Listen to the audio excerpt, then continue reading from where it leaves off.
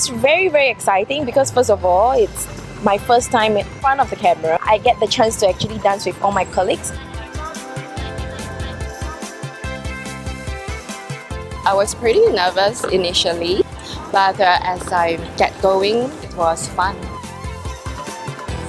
I started dancing at the age of 17, joining competition with a group of dancers. So whenever I hear music, I'll start dancing.